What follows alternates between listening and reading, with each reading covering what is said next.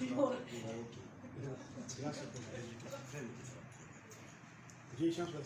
الله. در بند کرو نا، دروازہ بند کرو، باہر سے لاک کرو یار اس کو. بسم اللہ الرحمن الرحیم. میں آپ تمام صحافی دوستوں کا میں مشکور ہوں کہ آپ مختصر سی ہماری کال پہ آپ میرے آفس آئے، اور میں آپ کا ایک دفعہ مشکور ہوں. آپ دوستوں کو پتہ ہے پچھلے کچھ دنوں سے یا کچھ ہفتوں سے گلگت بلتستان کے اندر میڈیا میں، سوشل میڈیا میں جس طریقے سے اپوزیشن کی طرف سے حکومت کے اوپر بے بنیاد اور من گھڑت الزامات لگانے کا سلسلہ جاری ہے، اور اس پہ اسپیشلی اپوزیشن لیڈر صاحب جو ہے انہوں نے انتہائی اوٹ پٹنگ قسم کے الزامات اسپیشلی میری ذات کے اوپر اور میری منسٹری کے اوپر انہوں نے لگائے. اس کی ڈیٹیل بھی میں آپ لوگوں کے سامنے آپ کی وساطت سے پوری ہماری گلگت بلتستان کی عوام کو میں میسیج دینا چاہوں گا. اور جب ابھی وزیر اعظم صاحب آئے گلگت بلتستان میں تو صوبائی حکومت کی طرف سے وہاں پہ ہمارا کوئی منسٹر یا چیف منسٹر ان کو ریسیو کرنے کے لیے نہیں گیا. یہ شاید وہیں بوکھلاہٹ تھی اور ان کی یہیں فیڈرل کے اندر کی ناکامی تھی. اس وزٹ کے بعد سے اسپیشلی ان تمام دوستوں نے جو ہمارے اپوزیشن میں بیٹھے ہیں انہوں نے اپنی توپیں کھول دی، اور توپوں کا رخ صوبائی حکومت اور اسپیشلی چیف منسٹر اور ان سے بھی شاید 2 قدم آگے جا کے انہوں نے میرے اوپر الزامات لگائے. تو اس پہ ایک بات میں آپ کو کلیئر بتاؤں، اگر کوئی بھی پرائم منسٹر کسی بھی صوبے میں جاتا ہے، اس کا وزٹ ہوتا ہے، تو سب سے پہلے اس صوبے کے جو چیف ایگزیکٹو ہوتے ہیں، جو چیف منسٹر ہوتے ہیں، ان کے آفس کو انفارم کیا جاتا ہے. آپ ریکارڈ اٹھا لیں، آپ تمام سینئر صحافی یہاں پہ گلگت بلتستان کے میرے سامنے ہیں.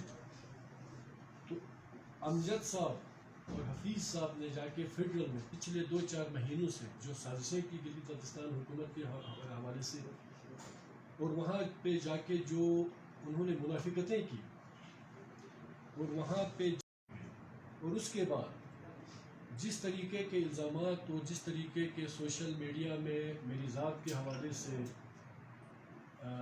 کرپشن کے انہوں نے الزامات میرے اوپر لگائے، سب سے پہلے تو میں کہوں گا جس دوست نے میرے خلاف یہ الزامات لگائے ہیں وہ کان کھول کے سنیں. ایک الزام آپ کو ثابت کرنا پڑے گا، ایک الزام. اور انشاءاللہ میں ان کو گلگت کی عدالتوں میں نہیں، اسلام آباد کی عدالتوں میں ان کو گھسیٹوں گا.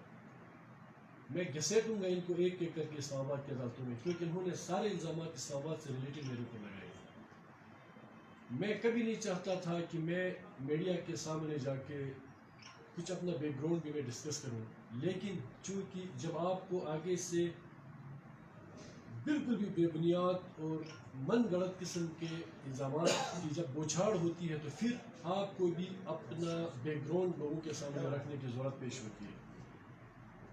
میں شمس یون، میں سیاسی کارکن ہوں پچھلے 25-30 سال سے، اور الحمدللہ باخدا میں آپ دوستوں کی وساطت سے اپنے جی بی کے تمام دوستوں کو، لوگوں کو، یہ بھی میرا ضمیر نہیں مانتا تھا کہ میں اپنا بیک گراؤنڈ بھی آپ لوگوں کے سامنے، آپ کی وساطت سے لوگوں کے سامنے رکھوں. الزامات لگانا بہت آسان ہے، میں بھی لگا سکتا ہوں الزامات، اور مجھے پتہ ہے کس کا کیا بیک گراؤنڈ ہے، کس کا باپ، کس کا دادا، کس کا پردادا کیا کرتا رہا ہے، ان کی کیا کیپیسٹی تھی سوسائٹی میں، ان کی کیا جائیدادیں تھیں، ان کی کیا زمینیں تھیں، کیا ان کے پیٹرول پمپس تھے، کیا ہوٹلز تھے، کیا مارکیٹیں تھیں، مجھے سب کچھ پتہ ہے. اور اس کا حساب اسلام آباد کی عدالتوں میں رگڑ کے ان سے ناک رگڑوا کے میں لوں گا. میں ایک کروڑ پتی گھر میں پیدا ہوا الحمدللہ. میرا باپ 1958 میں Astore Rama rest house, general Ayub Khan جب فیلڈ مارشل صدر پاکستان تھے، تب میرے والد نے 1958 میں پہلا ٹھیکہ راما ریسٹ ہاؤس کا لیا. 1958 میں 1975 9 جولائی 1975 گلگت بلتستان کی ہسٹری کا پہلا ایک کلاس بہت ہوں گے، بٹ ایک کلاس نو لمٹ ٹھیکیدار الحمدللہ میرے والد صاحب تھے. 9 جولائی 1975 اور آج وہیں میرے والد کی فرم، وہیں میرے والد کی کمپنی آج بھی رجسٹرڈ ہے اور اس کی ڈیٹ ہے 9 جولائی 1975 اور میں 1976 میں پیدا ہوا ہوں. گلگت بلتستان کی تاریخ میں بہت سارے گلگت بلتستان میں خاندانی رئیس لوگ ہیں،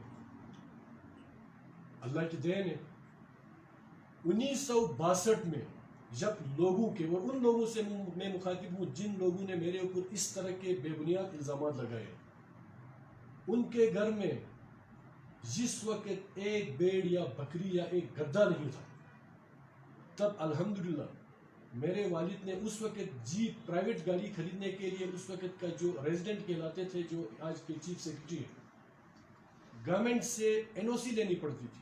اور 1962 میں میرے والد صاحب نے پہلی گاڑی خریدی. وہ گلگت بلتستان کی پرائیویٹ 12واں گاڑی تھی اور ضلع اسٹور کی پہلی گاڑی تھی. ان تمام چیزوں کے ثبوت کے ساتھ ہم عدالت جائیں گے. اب وہ کہتے ہیں تیرا کیا بنے گا کالیا. مجھے باخدا اب بھی میرا ضمیر مجھے ملامت کرتا ہے کہ میں اپنے بیک گراؤنڈ کو ڈسکس کرنے لگا ہوں، لیکن جو الزامات لگے اور جس طرح کے انہوں نے میری ذات کے اوپر کیچڑ اچھالنے کی کوشش کی، تو کیوں نہ میں اپنا تھوڑا سا بیک گراؤنڈ آپ دوستوں کے وساطت سے سامنے رکھوں. 1962 کی گاڑی میرے والد کی NOC لے کے خریدی ہوئی گاڑی 1962 میں. 9 جولائی 1975 ایک کلاس نو لمٹ آج بھی میرے پاس آرڈر ہے جو میں کورٹ میں پیش کروں گا.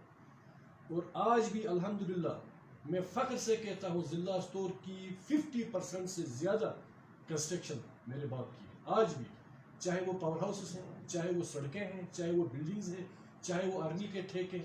1962 سے میرے والد صاحب گلگت بلتستان کے سب سے بڑے ٹھیکیدار تھے FSD کے. یہ FCNA صاحب تھے، ریکارڈ اٹھا کے دیکھ لیں، انویسٹمنٹ نکال کے دیکھ لیں، ان کے ریکارڈز میں سامنے رکھ لوں گا. میری ذات پہ کسی کے بھونکنے سے، کسی کے بکنے سے میری ذات کو کوئی فرق نہیں پڑتا. اس سے ہٹ کے یہ تمام چیزیں شاید آج آپ دوست ہماری حکومت میں کافی ہمارے سارے ممبرز ہیں، لیکن شمس لون کے اوپر جس طریقے سے انہوں نے وار کیا اور جس طریقے سے وہ مجھے اس طرح بلیک میل کر کے میرے اوپر جھوٹے اور من گڑت نیب کے اور FIA کے کیسز بنا کے، اگر وہ سمجھتے ہیں کہ اس بندے کی سیاست کو، اس بندے کی سیاسی مقبولیت کو اگر وہ ڈیمیج کرنا چاہتے ہیں، تو میری طرف سے روز یہ لوگ چلے جائیں نیب کے دروازے پہ، FIA کے دروازے پہ، میرے خلاف روز ایک درجن یہ درخواستیں دیں، میری ذات کو کوئی فرق نہیں پڑتا. اور اس سے ہٹ کے شاید اپوزیشن لیڈر صاحب بھول گئے ہیں کہ وہ کس پارٹی کے اور کس جماعت سے وہ تعلق رکھتے ہیں، جس کو آج دنیا مسٹر 10% کے نام سے جانتی ہے اور جن کی کرپشن سے پوری دنیا میں پاکستان کا چہرہ مسخ ہوا اور جن کی پہچان ہی کرپشن ہے. آج وہ میرے خلاف جب اس لیول تک چلے گئے ہیں تو اب ان کو بھی ایک ایک الزام کا حساب دینا پڑے گا. پھر اپوزیشن کی طرف سے اور اسپیشلی اپوزیشن لیڈر کی طرف سے میرے خلاف الزامات لگائے گئے کہ شمس لون نے گلگت میں کمرشل جائیدادیں بنائی ہیں اور اسلام آباد میں بنی گالا میں بنگلے اور اسلام آباد میں مختلف جگہوں پہ اس کی جائیدادیں ہیں. سب سے پہلے تو میں گلگت سے سٹارٹ ہوں گا. گلگت میں شمس لون نے جائیدادیں بنائی نہیں ہیں، جائیدادیں بیچی ہیں اور اتنی بیچی ہیں جتنی آج جو میرے پر الزام لگاتے ہیں ان کی کیپیسٹی نہیں ہے. جتنی پراپرٹی پہ وہ آج کھڑے ہیں اس سے زیادہ بیچی ہے.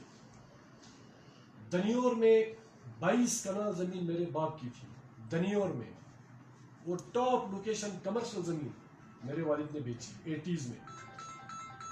ہومر چوک کے اندر 3.5 کنال کا بنگلہ تھا میرے باپ نے بیچا.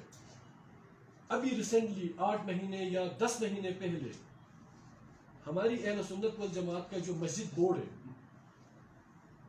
کشمیری بازار کے اندر میرے والد کی اپنے ہاتھ سے لی ہوئی 1970-71 کی دکان پچھلے 8 سے 10 مہینے پہلے میں نے اپنی دکان گلگت میں بیچی ہے 1 کروڑ روپے میں. بنائی نہیں ہے، بیچی ہے. اہل سنت والجماعت کا مسجد بورڈ جا کے آپ صحافی، آپ کا فرض بنتا ہے جا کے یہ آپ کلیئر کہ آپ اس سے ویریفیکیشن آپ کر سکتے ہیں